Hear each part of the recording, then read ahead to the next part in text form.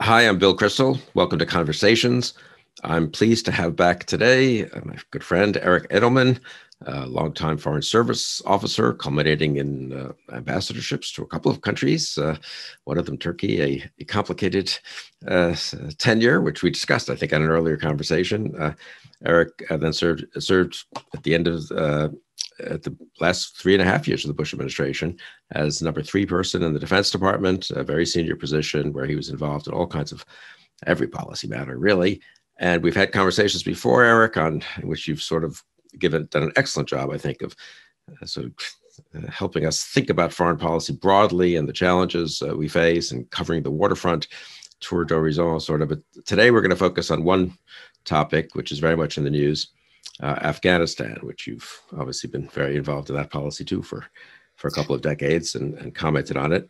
So today, just to locate people, is July 8th, and the withdrawal from Afghanistan is near to complete. We read this morning. So anyway, Eric, thank you for joining me. Bill, it's always great to be with you.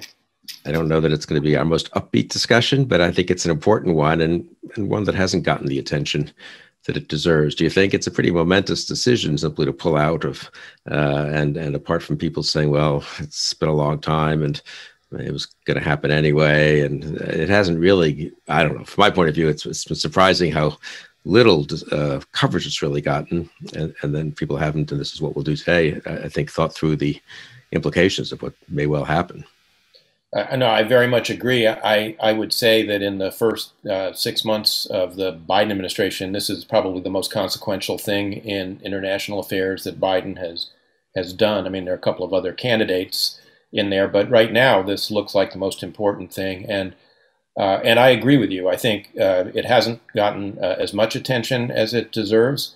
And I don't think either the administration, or the commentariat has done a very good job of really thinking through a lot of the second or third order consequences, because much of the punditry and commentary has just been focused on, ending endless wars, which is really a kind of mindless way to look at this whole problem.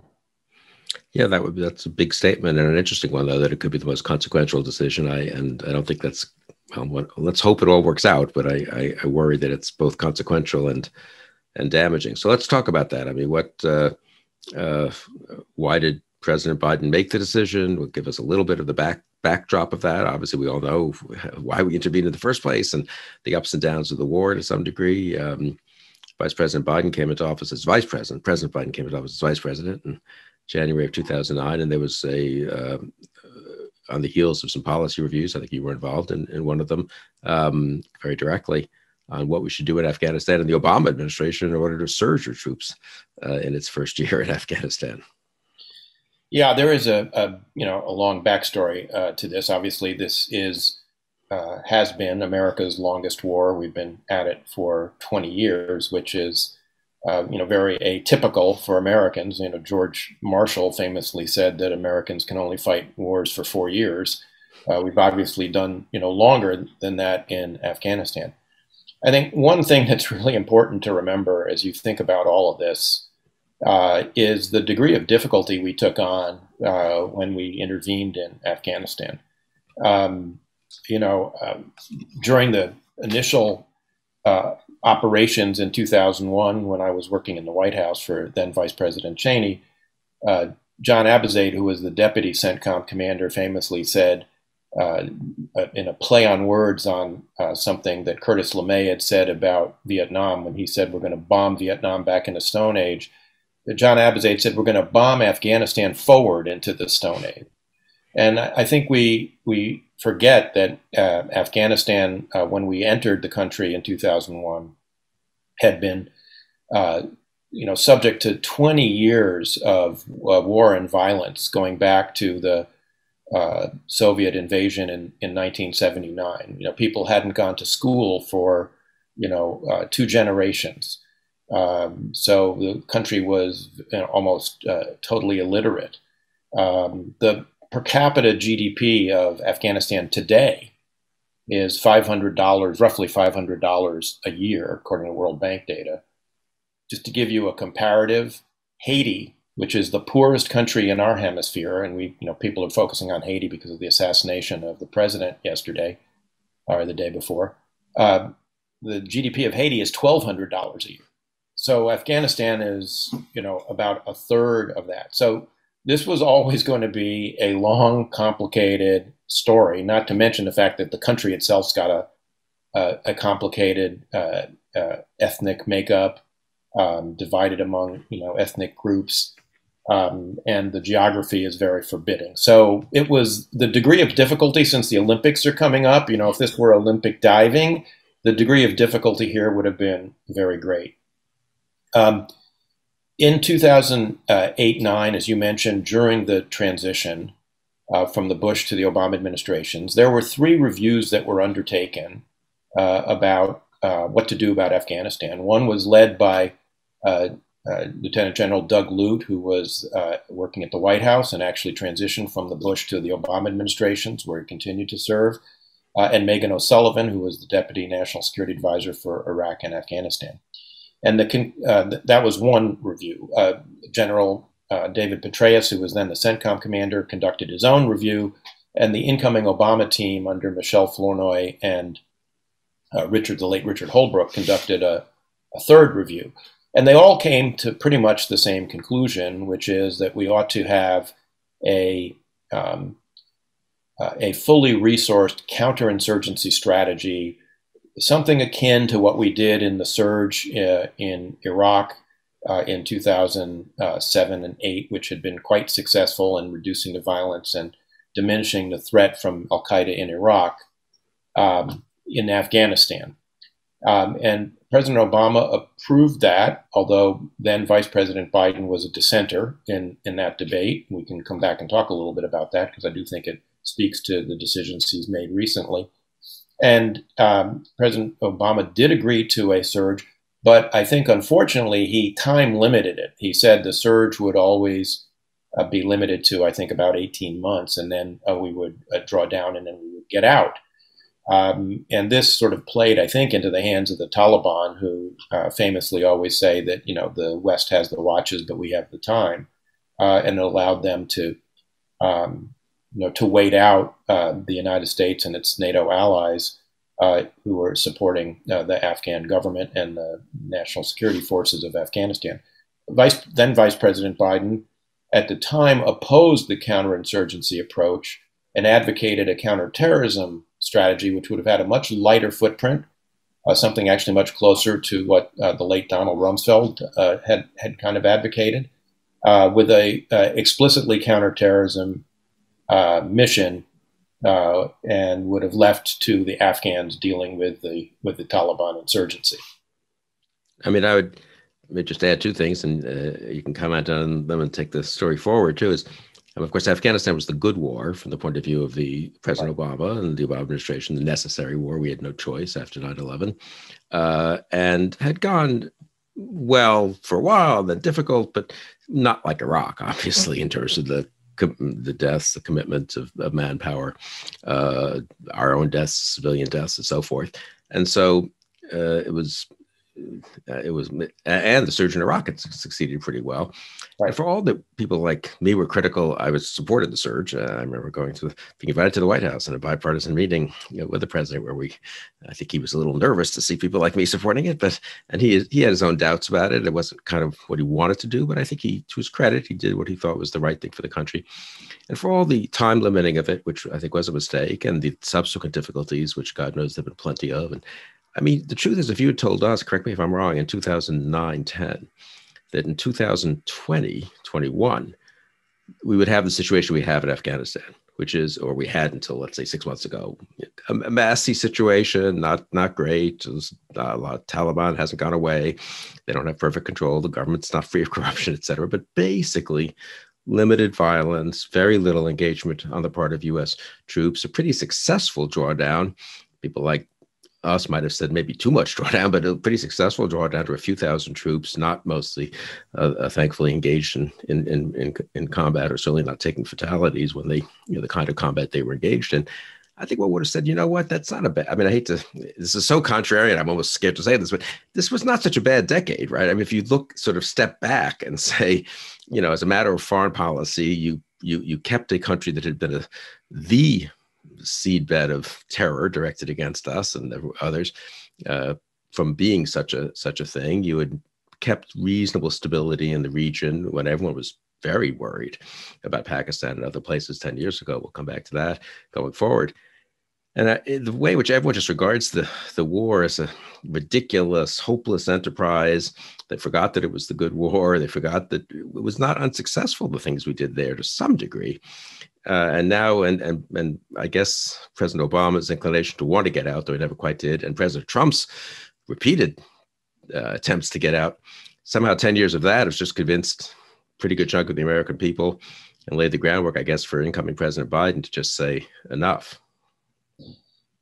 Look, this has been a very frustrating, 20-year experience for Americans. H.R. McMaster, who served out in Afghanistan, and of course was President Trump's second national security advisor, has said, and I think there's some merit in this, that it wasn't really a 20-year war. It was, 21-year wars, because we, changed approaches, changed commanders, rotated forces. And there's a lot of lessons that, appropriately need to be drawn, eventually from this experience. But, there were, a lot of successes, both in terms of, recreating an education system, getting Afghans back to school, particularly girls and women. Great gains for women's rights. The corruption, of course, has been a persistent problem and very frustrating one for Americans to deal with. I mean, we contributed to that because of the flood of international assistance money that came into Afghanistan, which distorted the economy and created a lot of perverse incentives.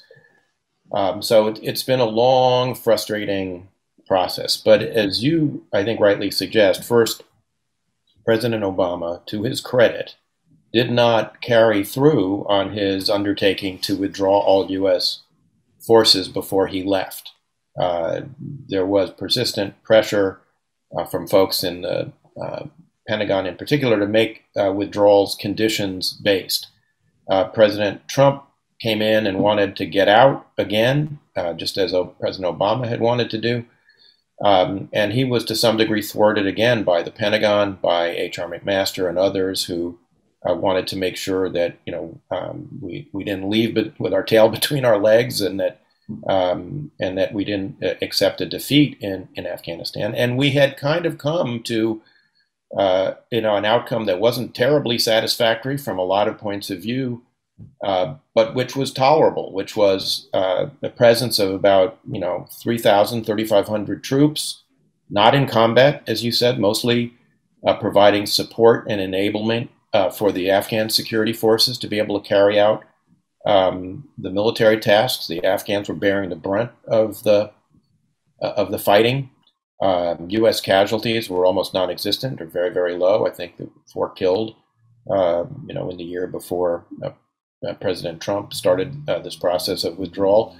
And I think, this is going to be seen in retrospect, I fear, as, a self-inflicted, unforced error on the part of the United States. Now, to be fair to the Biden administration, it was President Trump who decided to first negotiate an agreement with the Taliban, and then to not only agree to withdraw by May 1st of this year, but actually to try and accelerate that withdrawal. He was trying to get it done before he left office, and that, of course, got subsumed in the post-election issues of him trying to stay in office. And say a word about that, because I have the impression that the Afghanistan issue was more than some of us realize, kind of a key issue in Trump's arguments with the Defense Department and his actions there.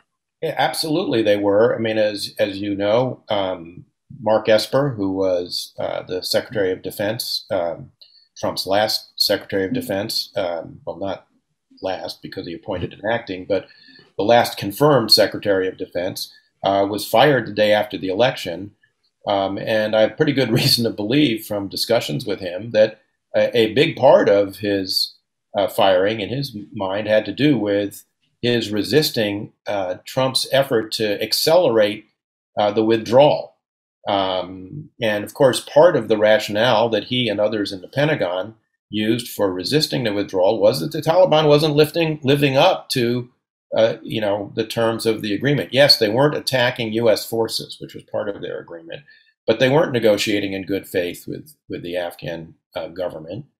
And people were rightly concerned that accelerating the withdrawal would carry all sorts of broader repercussions for the region, for the safety of U.S. forces as we withdrew, et cetera. And so, shortly before he was fired, Secretary Esper sent a memo to President Trump outlining 6 or 7 reasons why the withdrawal shouldn't be accelerated and pushed forward.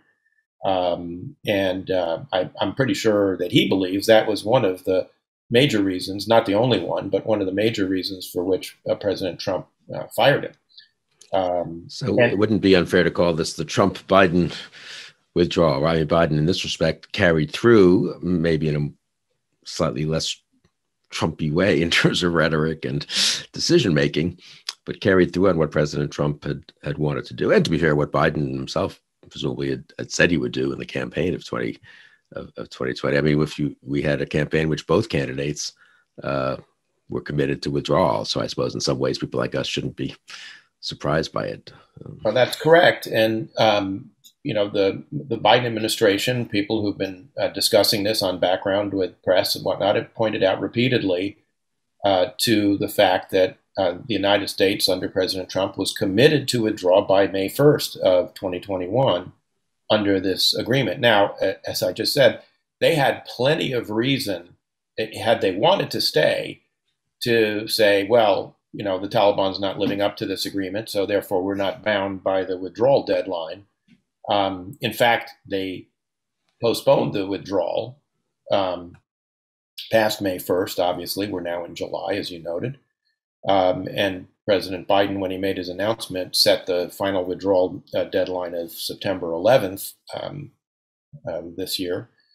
And now we're almost 90% or so complete with the withdrawal. I think we're now down to a very small force of under 1,000 troops and some contractors who are maintaining embassy security and also helping Kabul airport remain open after the United States has withdrawn from Bagram Airport or Air Base. And some of those folks may end up staying a little bit longer as part of the effort to help the Turks who have volunteered to try and keep the airport open in Kabul. And so some of them may stay on even beyond September 11th, I suspect, as part of that arrangement, although that has yet to be worked out.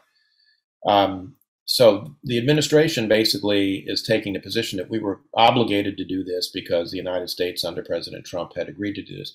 There's a parallel here, of course, to Iraq. And it's a parallel that is, I think, unfortunately, not one that makes me very hopeful about the future of Afghanistan.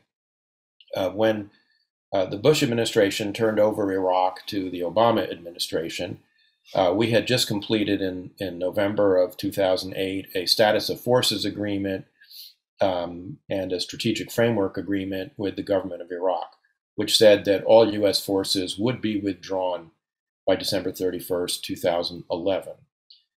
Now, the broad understanding, and this is not just me saying this, Ryan Crocker, who was then our ambassador, and Dave Petraeus, who was the commanding general in Iraq at the time that this was negotiated, have all said on the record that there was a broad understanding that although we had reached this agreement, that it would be very difficult for the government of Iraq to actually take responsibility for security, by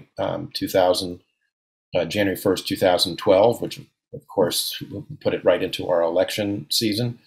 But the Obama administration ultimately, and this was very much driven by President Obama, because I think others in the administration recognized that, this agreement had been done to placate the Council of Representatives in Baghdad, but that the Ministry of Defense and Interior were counting on the United States staying on past the December 31st, 2011 deadline. In fact, the Minister of Defense came here in the spring of 2009 and got conflicting signals actually from people in the administration. Some people saying we're out of there on December 31st, 2011, and others saying, well, no, maybe we can work something out. In the end of the day, they didn't work anything out. The U.S. withdrew, and the consequence was that within 3 years, you had the crumbling of Iraqi security forces, the rise of the Islamic State, and the creation of a caliphate in parts of Syria and Iraq, and a requirement for U.S. forces to go back in order to help the Iraqis defeat the caliphate in Iraq and Syria, which took an additional 3 years, was completed in late 2017 under President Trump.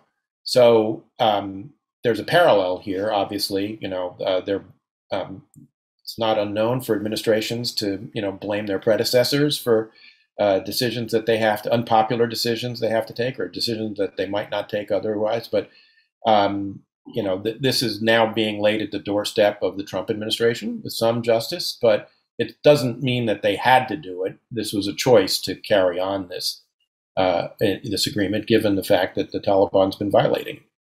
President Biden has pretty much embraced the choice. I mean, he campaigned on it, and he's not boasting about it. That's not quite fair, but he's not walking away from it at all. So, yeah. And I guess they will say they'll do certain things to stop what happened in the next few years. And the 2011 withdrawal coincided with our failure to do much to after the Arab Spring to help friends in the region. Of course, the failure to intervene in Syria. Altogether, a pretty disastrous next 3, 4, 5 years in that region. Massive refugee flows, migration, destabilization of other parts of Europe. In fact, I mean, slaughter of people in Syria, and of course in Iraq itself, the rise of ISIS, the killing of Americans and Westerners. I mean, the whole thing, I've always thought 2011 is underrated as a kind of hinge year where things really, went bad for the next several years, and we still haven't fully recovered from that. Anyway, but let's talk about Afghanistan, I guess. So, okay, so let's assume President Biden's not going to change his mind, and maybe it's just too late given how many troops are now out, and we've, I'm not sure Bagram, we can't just go back in and so forth. So, what happens? I mean, why are people like you and me worried about this? Apart, why isn't this going to be? It'll be a mess, and there'll be some nasty things that happen on the ground. But at the end of the day, 20 years was enough, and the world's a difficult place, and let's be realistic, and and let's focus on China and the big power threats and all this. What will happen in your judgment? Well, first, I think the Biden administration is counting on public opinion essentially being with them on this, yeah. and obviously there's a lot of frustration about the war on the part of the public.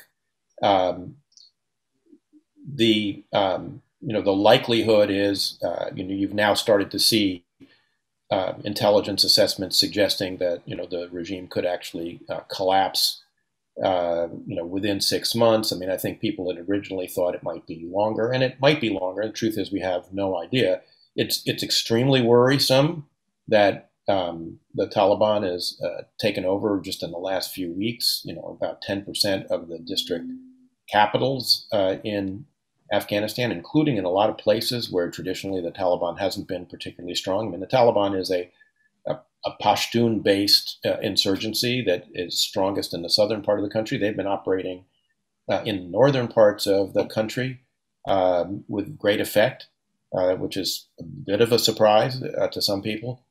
They've also taken control of a important customs post on the Afghan border with Tajikistan. And I don't think people appreciate enough the degree to which the government of Afghanistan, as a going concern, relies on customs duties as a huge part of its revenues. I mean, there's very little else that generates revenue in the country. As I said, it's got a per capita income of $500 a year, so you're not going to get a lot of tax, revenue out of that. So it's transit trade and the customs duties associated with it that fund a lot of government services. So the Taliban taking this over is worrisome on two scores. One, it gives them money to fuel their own their own operations, and they're taking over. As they've taken over these district capitals, they're getting a lot of U.S. equipment that was left with the Afghan security forces, many of whom are fleeing across the border themselves, leaving their equipment behind. But it also starves the Afghan government of being able to, operate and provide services, which is a crucial part of their ability to maintain their legitimacy and any support from the populace. So it's already, I think, a very worrisome circumstance, and certainly, I would hope that they can sustain themselves for some period of time. But this could unravel much more rapidly, I fear, than some people think. A lot of people point to the Najibullah government, which lasted for several years after the Soviets withdrew, much to the surprise of our own Central Intelligence Agency, which had a dog in the fight, so to speak, since they had been involved in attempting to remove the Afghan regime. But I think it could happen more quickly, than that. And one of the things that I wouldn't say it's shocking, but one of the things that is surprising, given the fact that the Biden administration has stressed so much that it's bringing back due, sort of deliberative process to the interagency structures of government, that they're got regular order in their meetings of principals and deputies committees, et cetera, that this decision seems to have been made and announced without a lot of the downstream consequences being factored in. So, for instance, at the time that President Biden announced the decision, the Pentagon said that we'll continue to support the Afghans, from outside of Afghanistan. But there is no plan yet, and nobody in the Pentagon or in the Biden administration can answer the question of where will U.S. forces be based. Central Asia is likely to be a problem, and we used to have bases in Kyrgyzstan and Uzbekistan. We've pulled out of those bases over the years. But as our relations with Russia have soured since 2014, those countries are very much subject to influence from Vladimir Putin. And it's very unlikely that Putin's going to do us any favors and smile on U.S. forces being in Tajikistan or Kyrgyzstan or Uzbekistan, where they would be nearby. So we're going to have to operate from much, much further away. And Frank McKenzie, the commander of CENTCOM, has said that we can fly some of these missions, from the Gulf countries where we're based, but those are very long flights. They need refueling, and it's not impossible, as he put it, but it isn't easy either. And so, particularly if you're talking about timely, air support. And withdrawing the contractors from Afghanistan is a particularly large problem, because those contractors are what keep Afghan rotary wing, and to the degree that there's fixed wing aircraft in the air, providing air support for the Afghan National Security Forces. So there have been a lot of questions about how all this is going to work that I don't think really have been completely thought through and worked out. I mean, that's kind of one level. I mean, that one sense is that they kind of think, I suppose, President Biden, look, it's going to unravel gradually or maybe a little more quickly. There'll be problems, there'll be humanitarian disasters and the like. But at the end of the day, we can contain the actual terrorism threat, maybe on this in a long range way with drones and all this. And there's a limit to what we can do for the Afghan people. And it's too bad, I suppose they would say, but and they'll hope for the best and whatever. But is it really a fundamental threat to us, to our allies, to geopolitical stability, or is it just something we have to sort of swallow hard and put up with? That's kind of the sophisticated, I would say, realist view that acknowledges that things aren't going to be great over there, but hopes they're not terrible, but especially hopes the consequences aren't very fundamental. So it just becomes kind of a unpleasant aspect of a consequence of one particular decision. I think you're right, and I think this may be a miscalculation. I mentioned earlier that I thought that the Biden administration is counting on the fact that the public's quite fatigued with being in Afghanistan, that the likely reaction of many Americans if and when this does unravel, we start to see scenes of Taliban violence against women and girls and human rights violations and refugee flows, that people will say, well, this just shows we shouldn't have been there in the first place because, after 20 years, if the Afghans, can't fight for themselves, why should we be there to fight for them? In fact, some members of the administration have already articulated this in podcasts and background comments, et cetera. I think that might be a miscalculation because while the public's first blush reaction may be that, its sober second thought may be something else. In particular, if the terrorist threat starts to recreate itself more rapidly than we anticipate, and if the whole thing unravels very rapidly, it's very possible that the terrorist threat could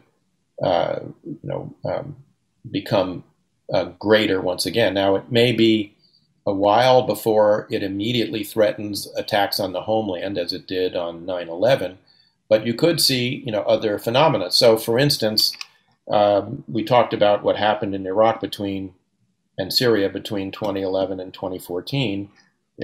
According to Pew data, the most noted foreign policy story for the American public since 9/11 was the beheading of James Foley, the American journalist, by the Islamic State.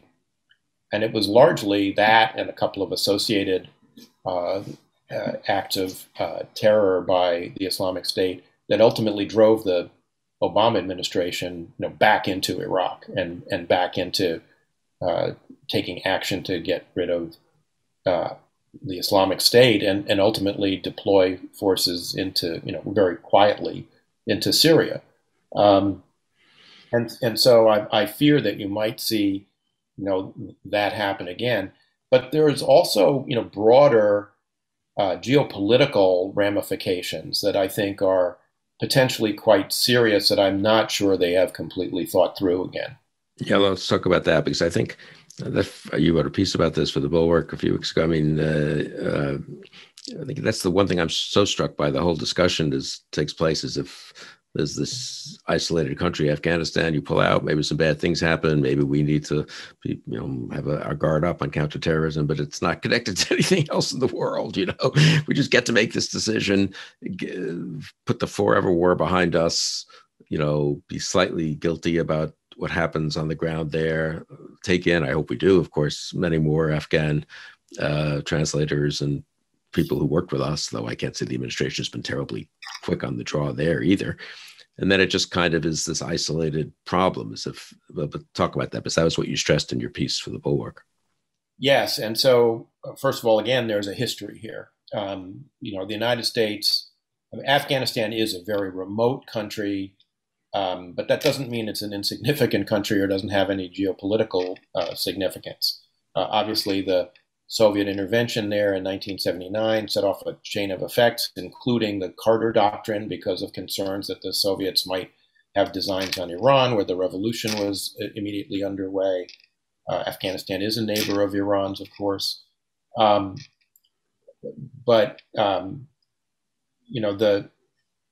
the notion that because it's remote and far away, it doesn't have all sorts of potential knock-on effects, I think is quite wrong. Well, first of all, there will be reputational consequences for the United States for being seen to have abandoned an ally. And no matter what people say about, well, it was 20 years and we gave it all we wanted, other allies in Asia will be discomforted, and partners, not just treaty allies, but take a country like India, for example, which has a lot of concern about what goes on in Afghanistan because of the problems it has with Pakistan and the role that Pakistan plays in Afghanistan, including as providing a safe haven for the Taliban and actually allowing this whole Taliban insurgency, to make a comeback after 2003-4. The Taliban basically was defeated and dispersed and gone from Afghanistan and from 2001 to 2004. We had an election in 2004. There was almost no violence whatsoever. in that election. It was after that that the Taliban insurgency came back, and that was largely a function of the sponsorship of Pakistan and Pakistan providing a safe haven. We tend to forget, you talked about the consequences of inaction in Syria and the role that refugees played in destabilizing European governments and giving rise to, because of migration, uncontrolled migration, and giving rise to a lot of populist movements in Central and Eastern Europe and in Germany because of the fear of waves of migrants. Now, most of them were coming from Syria, but there was no small number of Afghans as well seeking shelter. And if the government does collapse, I think people tend to forget that before Syria, the largest population of refugees we had ever known was 2 million Afghans, most of them sitting in Pakistan after the Soviet invasion in 1979. And of course, those folks became both the Taliban, but also became the petri dish in which Al-Qaeda emerged and ultimately struck the United States. Secretary of Defense Bob Gates, for whom I worked, and I have had multiple discussions about this. We walked away from our involvement, our covert involvement in Afghanistan and forcing the Soviets out in 1992 when the Najib government fell. And we just forgot about Afghanistan and treated it as if it was of no consequence. And while we did that, Al-Qaeda was brewing in Afghanistan and planning mass casualty attacks that killed 3,000 of our countrymen on September 11th, 20 years ago. And, it's easy to forget that now because we're at 20 years removed. That's the same remove that between the Pearl Harbor and the inauguration of John Kennedy, if you want to put it in those kinds of terms. It gives you a sense of how far removed we are from it. But it doesn't mean that kind of thing couldn't happen again. But the refugee flow into Pakistan is what concerns me most, because Pakistan is a persistently fragile and failing state. You've got a prime minister currently, Imran Khan, who is, basically appears to be encouraging greater Islamicization of the education system after years of people pushing back against that. Pakistan already is a nuclear weapon state that has a very large nuclear arsenal and is producing enormous amounts of plutonium. So it's going to have a larger arsenal. Its arsenal already is getting close to the UK's arsenal and could easily outstrip the UK's arsenal. It's right now, I think, the 5th largest nuclear weapon state in the world. It could easily become the 4th. And, the collapse of Pakistan with a lot of nuclear warheads around and no U.S. forces nearby to try and secure them should they get loose is something that everybody ought to be worried about, in my view. Yeah, no, it's striking. And I've been in 1 or 2 war games. This was maybe 10, 12 years ago, actually, when people were much more thinking about this because there had been crises in Pakistan and India, Pakistan, and also India versus Pakistan crises or mini crises. And then we had a lot of troops in Afghanistan and people were talking about all this more. Yeah, one of the scariest war game scenarios is the loose nukes in Pakistan scenario, which, and again, you'd think that just in a common sense way, if you have a few thousand troops in Afghanistan, it's borders Pakistan, Iran, China, near to Russia, and things are okay, and it's not contributing, it's not hurting anything, it's not contributing to any weakening of the U.S. in the region. It's not contributing to further migrant flows, and it's not contributing to more radicalization in the region. I don't think you could really make that case. That's pretty, why mess with that? I mean, why risk to what? So we can say we've ended an endless forever war. We pull out our few thousand troops. I mean, I just find it.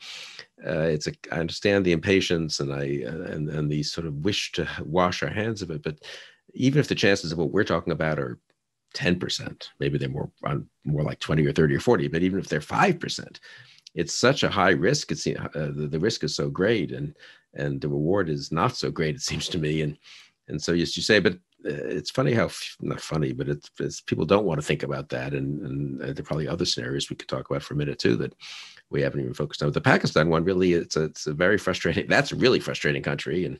But, we do not want loose nukes or much more radical, irresponsible government, or in Pakistan, or a government that's losing control of its own territory, and therefore there are coups and counter coups and whatever, God knows, right? And there's also, I mean, given the history of Pakistan's, what one scholar has described to me as its addiction to jihadism as a tool, particularly against India. We've had a couple of very serious incidents between Pakistan and India. We had the Mumbai incident in December of 2008 as we were leaving office in the Bush administration. And we haven't had anything quite like that since then, but it doesn't take much imagination to think that as Pakistan's problems accumulate, that it might very easily choose to provoke some kind of crisis with India, and that would be something that could lead to bringing these nuclear warheads out of garrison, mating them with weapons, and delegating authority down to the brigade level to use them in the conflict with India. I mean, this is precisely the kind of scenario you were talking about in gaming that is the most likely route for something that President Obama said was the most dangerous threat we faced, which was terrorists getting their hands on nuclear weapons. And thankfully, as you say, it's it's not a high probability event. I guess I would say I don't want to say it's a low probability event because it's possible and it's conceivable. And I think as long as it's conceivable, we ought to be trying to put ourselves in a position to keep it from happening, not limiting our options, which is one of the consequences of this decision in Afghanistan. And the other thing that I think people underrate, and I'm curious what you think about this, is standing by and watching genocide or mini genocide or ethnic cleansing or just kind of slaughter, even more limited ways, happening, especially in a country that we've been involved in so much and for 20 years. It has reputational consequences, but also more direct consequences. I mean, I've always thought that the failure in Rwanda, where we had no presence in 1994, so we had nothing comparable in terms of obligation, I think one could say, to Afghanistan. But the fact that just happened has got to have had an influence on Milosevic's confidence that he can get away with things in Europe. And we know that Assad surviving in Syria, that must have emboldened others, and Putin. I mean, they all look at each other, right?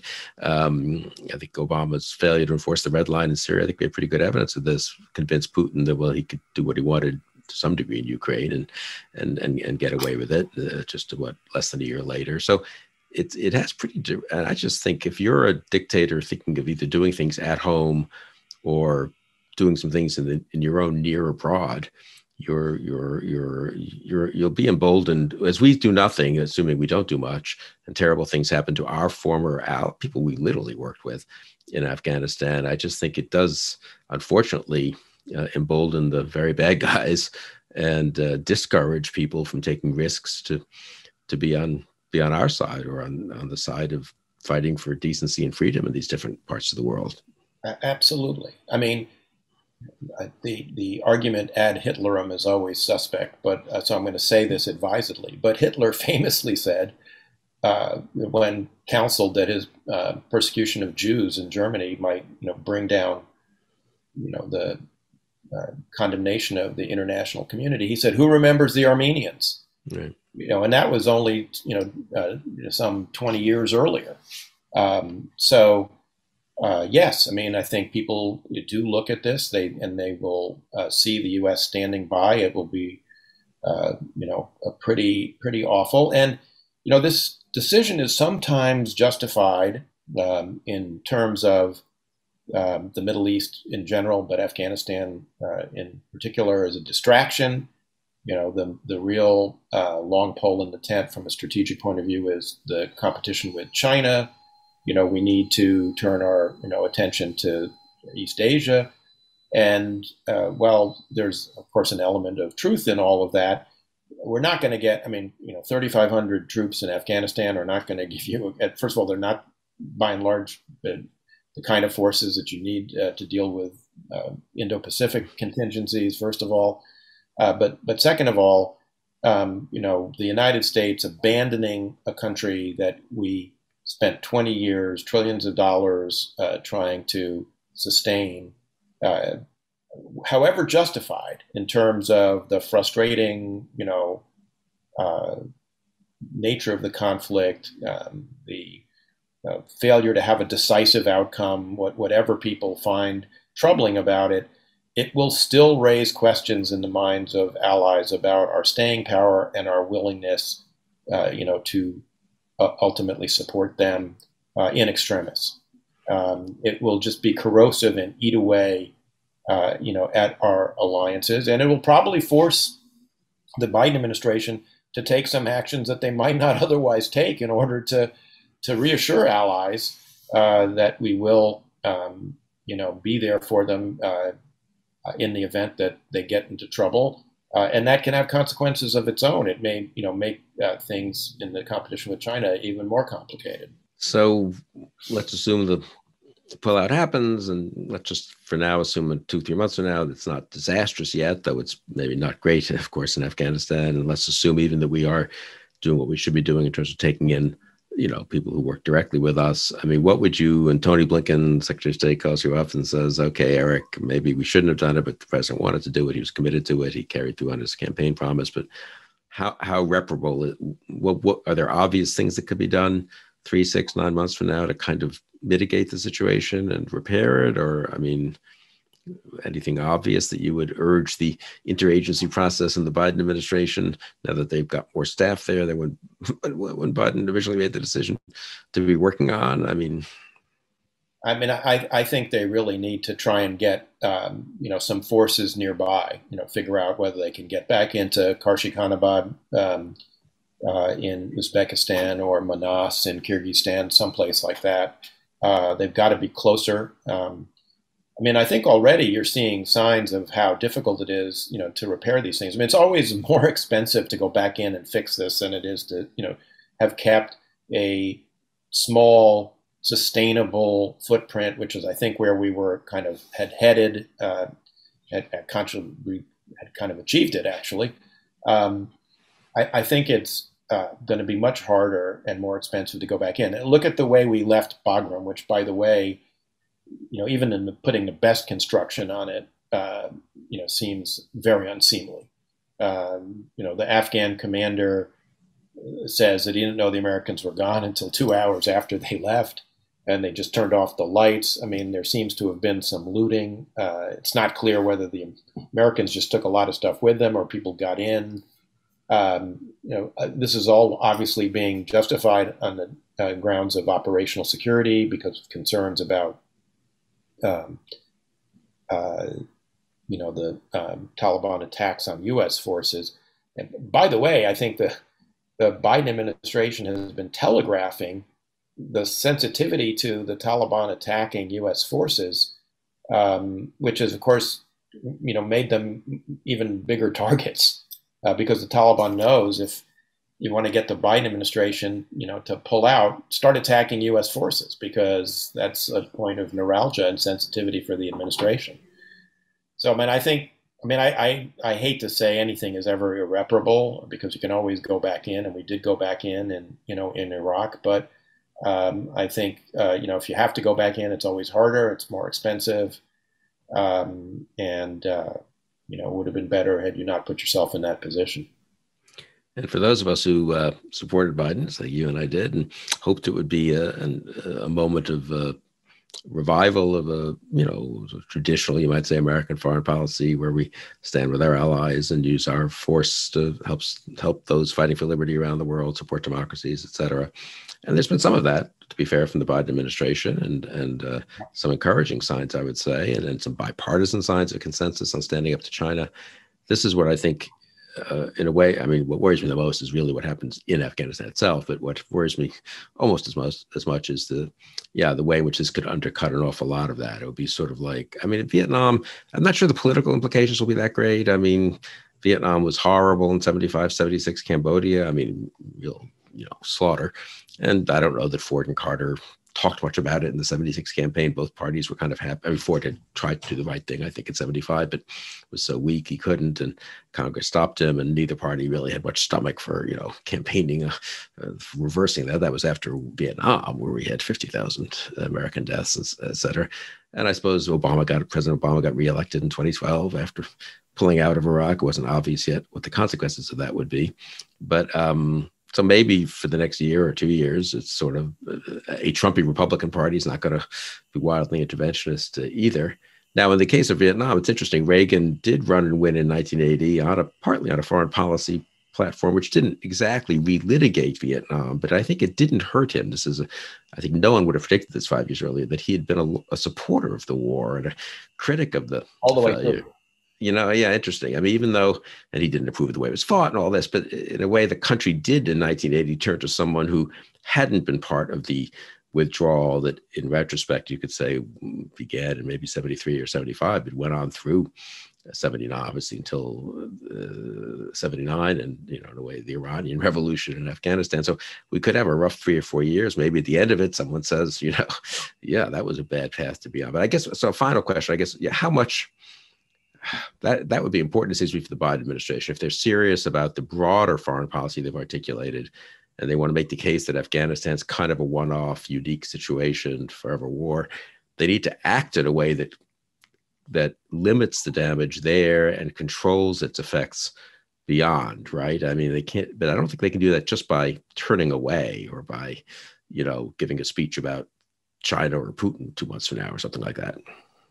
Yeah, I mean, if you think about the Vietnam analogy, and of course analogies are always tricky and there's lots of differences, but I mean, one of the things that strikes me is, we were actually kind of in a better place in 1973 when the U.S. withdrew from Vietnam than we are actually today in Afghanistan. We had actually, it was too late, but we had actually come upon a counterinsurgency strategy that had actually ended the Viet Cong insurgency in South Vietnam. And people tend to forget that in 75, when the war ended, it was not the Viet Cong that won. It was the North Vietnamese army. It was main force North Vietnamese troops, coming south who won the war. And having talked to Dr. Kissinger about this, I mean, one of the things he was counting on was continued air support for the government of South Vietnam, and that was cut off by the Congress because the Congress, and it was, I think, really there was pretty much bipartisan support for this in the Congress, had had enough of Vietnam.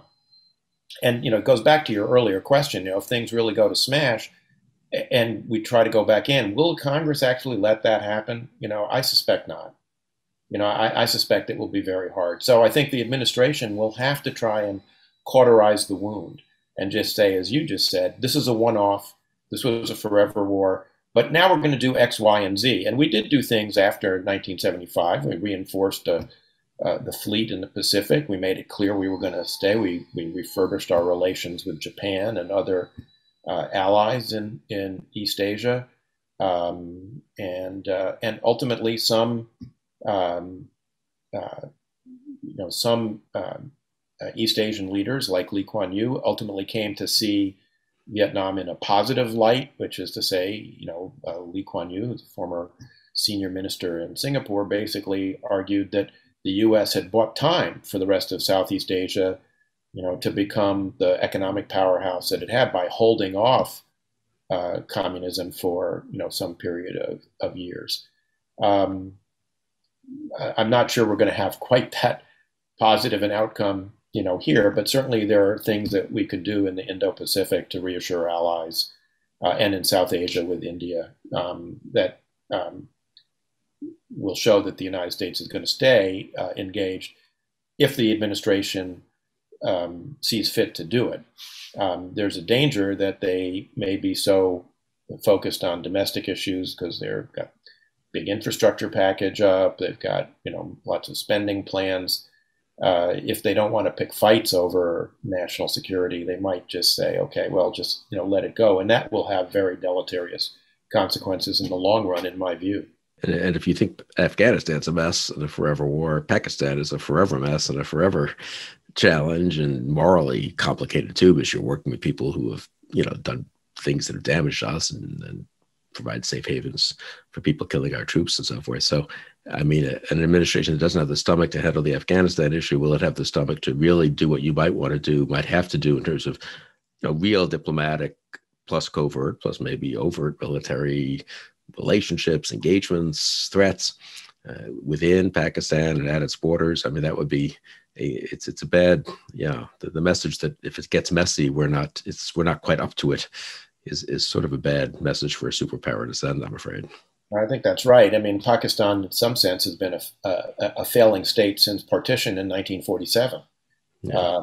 It's an interesting thought experiment. If you think about Pakistan and the mess that it is, has been and is, and you look at all the progress India has made, over the last 30, 40 years, and you wonder, what would this whole place look like had you not had partition and the creation of Pakistan. That's a whole different discussion. That would be, we can do our counterfactual discussion. It is a difficult part of the world. Well, I'm sorry this hasn't been a more encouraging conversation, but I think it's very important. I mean, to be honest and candid, and this is your judgment, and I very much share it, about the risks we're now facing, and it's happening in real time. We're talking here on Thursday, July 8th. The withdrawal has mostly happened and is happening. And, and as we've tried to say, I think you've tried to say as a responsible former senior official in state and defense departments, there are things you can do to mitigate the damage. And I do think the tone, just final thing, the tone of which the Biden administration addresses this is not unimportant. I mean, it's what the president gives a speech in which, look, this was very difficult, and I'm proud of what we did do, and tried to do. And this does not mean we're turning our back on anything. And we're in fact very engaged in the region. And I'm making this up. I'm meeting with the Pakistani prime minister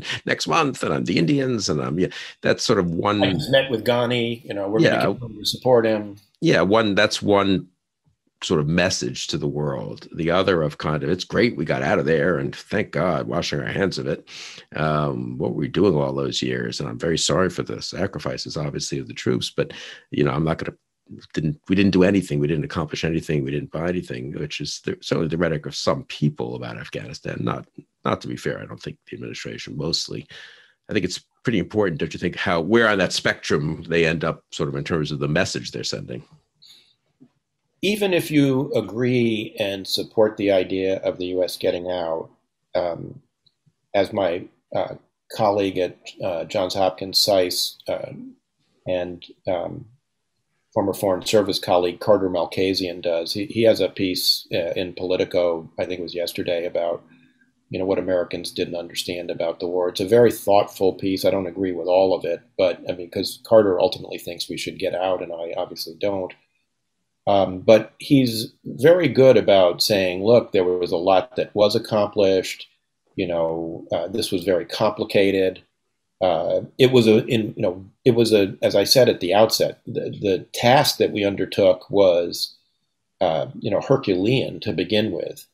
And one of the things I think that perhaps, and I don't want to be partisan about this, I think, across the board, political leaders on both sides of the aisle have maybe not stressed enough to the public that, look, this is a very, very difficult undertaking.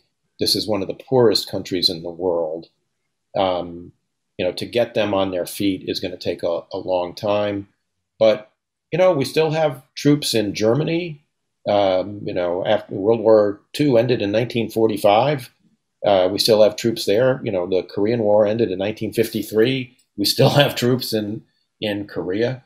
And there, in my view, is no reason why we couldn't have continued to have for a number of years troops in Afghanistan to try and hold the whole thing together to keep it from, the kind of worst consequences that we're fearful are going to befall based on this conversation. And there were international troops for a long time in the Balkans, and maybe there still are. I'm not even Yeah, sure. It's so low profile, one doesn't even keep track, or I don't. But and that was a messy intervention. But you know what? right. A lot of what you achieve in foreign policy is stopping something really bad from happening, both in terms of the actual effect on people, ethnic cleansing and genocide there, but also in terms of its potential ripple effects. And you don't stop them forever, perhaps, but you at least buy time to so other things can change. And Right. but I mean, and we stayed in, we stayed in, have stayed in South Korea. South Korea was a really dirt poor country yeah, in 1950 when the war broke out, and certainly after the war in 53, 54. Now it's, the yeah. 11th largest economy in the world. So, I mean, yes, and it takes a long time, and a lot of what you're doing, as you were saying, in national security policy is not solving problems because a lot of these problems don't really have a solution. What you're doing is trying to manage them in the best possible way that leaves you in the most advantageous position. And that's what I think we're giving up here. Well, let's hope, despite the giving up, that we can recoup and manage as well as we can, and we'll be providing. You'll be providing advice to the administration, I'm sure, both privately and publicly, about how to do that. And let's hope this doesn't go as badly as it might. But it's very important to have clear eyes about what, unfortunately, what could happen. So, Eric Edelman, thank you very much for this discouraging, but I hope I think informative and helpful, I think, to our fellow citizens discussion about Afghanistan. And thanks for joining me again, Eric. Thank you, Bill. I hope our next conversation is slightly more uplifting. Yeah, me too. And thank you for joining us on Conversations.